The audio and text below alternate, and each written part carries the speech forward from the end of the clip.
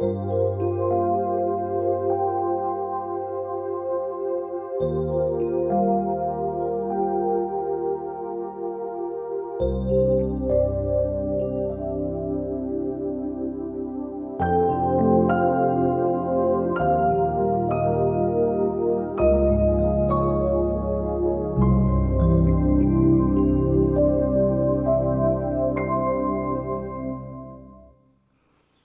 the last lesson, we gave you a picture on how the Catholic Church looks like when it is in crisis.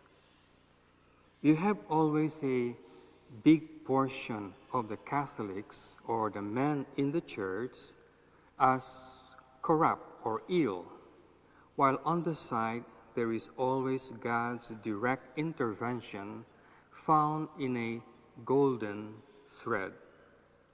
Now let me show you two important aspects with regard to the commandments of Christ.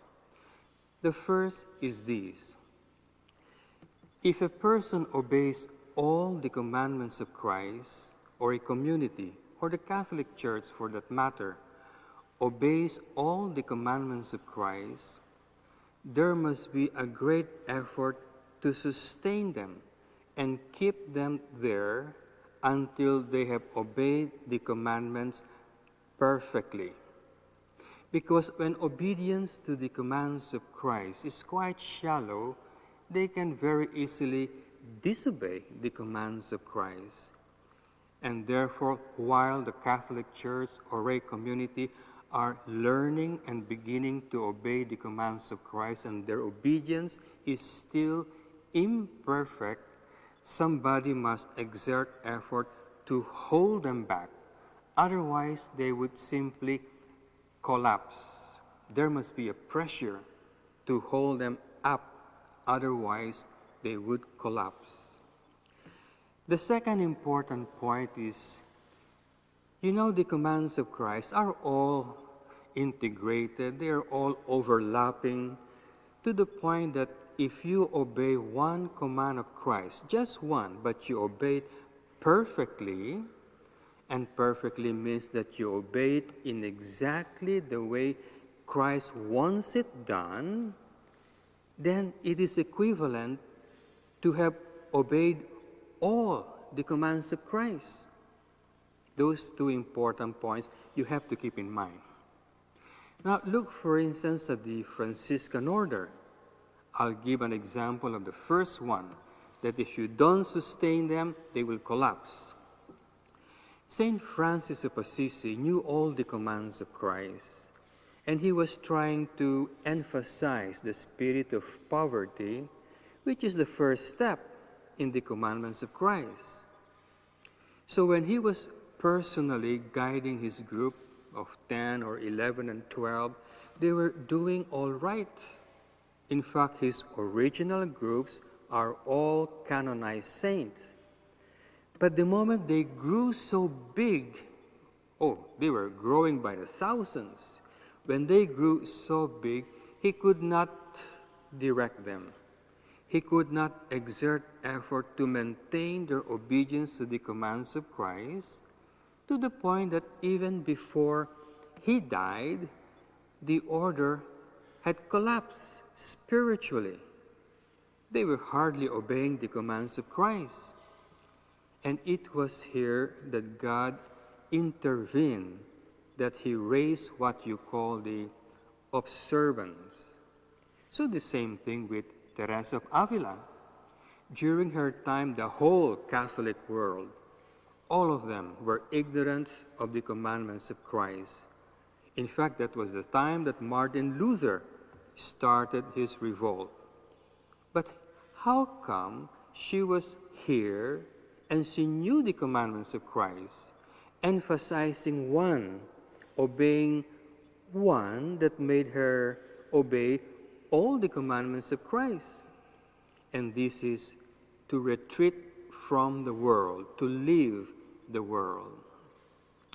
And so we have the examples of John of the Cross, or John of God, San Juan de Dios.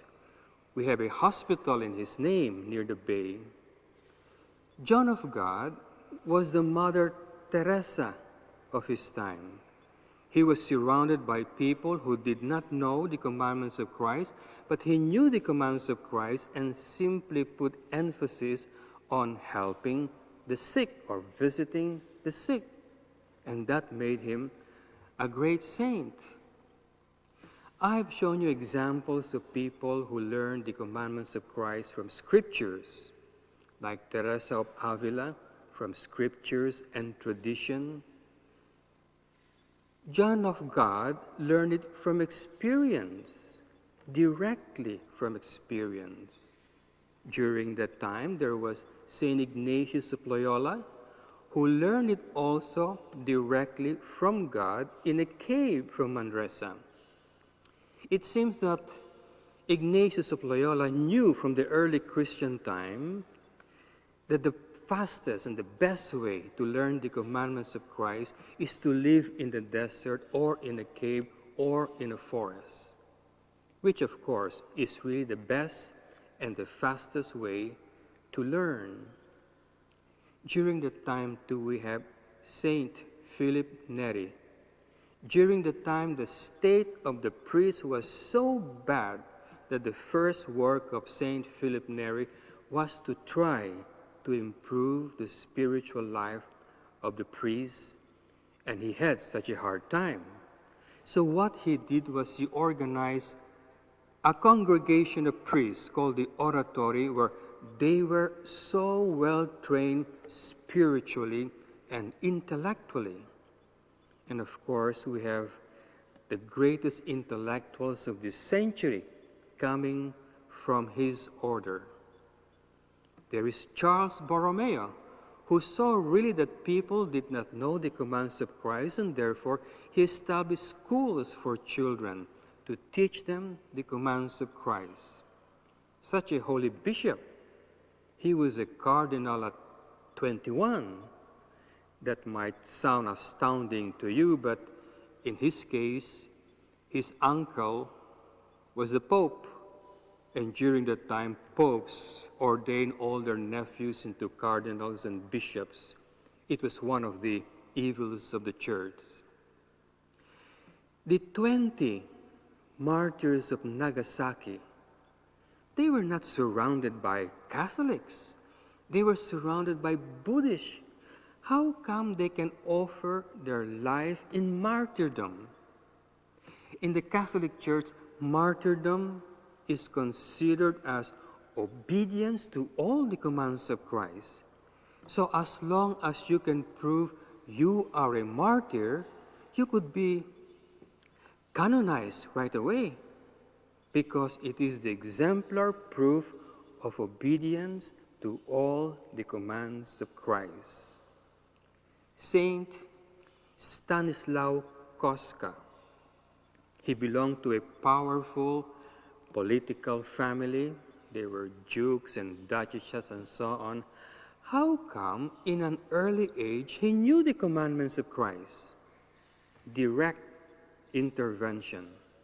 He knew very well he had to leave father, mother, brother, sister, and son and homes to follow Christ. Do you know his story? You know, he was a Polish. He wanted to leave his family as the commandment of Christ says.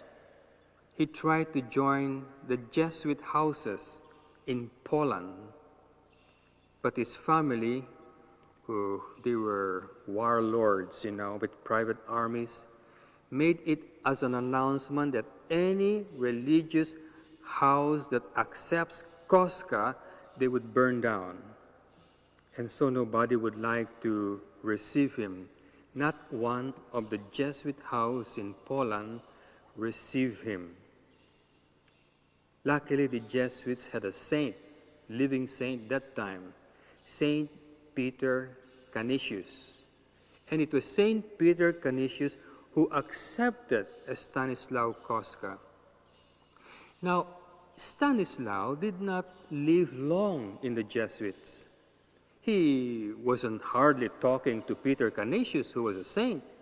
But when he died, he was canonized right away because he knew and he lived the commandments of Christ. He did not learn it from his parents. He did not learn it from the Jesuits. And so the question is, from whom did he learn the commandments of Christ? From God directly. Saint Peter Claver. You know, this Jesuit saint had only one important apostolate. He was only obeying one command of Christ. He was visiting the galley slaves. You know, during the time, Europe was importing slaves, and they were in a very miserable situation, so he would go there and visit them. Then go and visit them in the boats, in the prisons, wherever they were, and console them. That was the only thing he was doing, because that, to visit those who are in prison, to console those who are sorrowing, these are commandments of Christ. So the point is, how come these people learn the commands of Christ not from bishops, not from priests, not even from the books written during those times, and not even from the fathers of the church, from whom, therefore, did they learn it? Directly from God.